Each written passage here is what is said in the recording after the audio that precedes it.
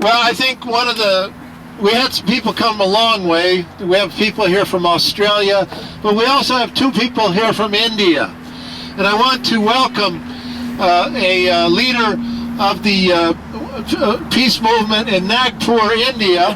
His name is Rao, and he's been organizing all over India to get people in the peace movement and beyond, to understand about the weaponization of space. So please give a warm welcome to J. Narayana Rao.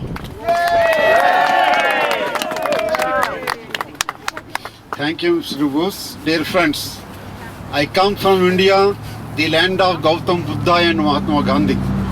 They were apostles of peace, but nowadays USA government is trying to entice the government of India into the war machine of the USA.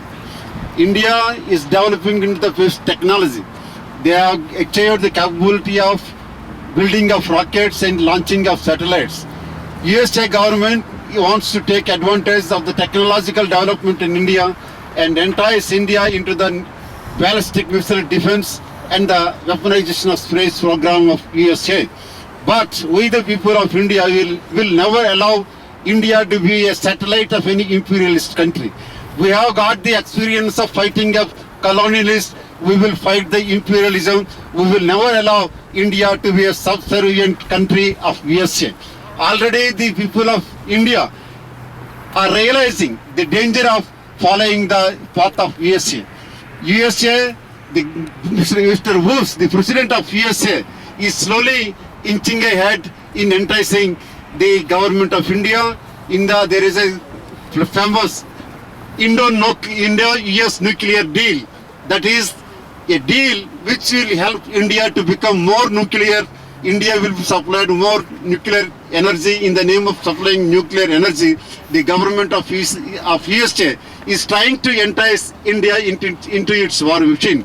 Dear friends, despite the Millennium Declarations, despite the NPT, despite various treaties of the United Nations, the war machine, the war preparations are growing throughout the world because of the USA.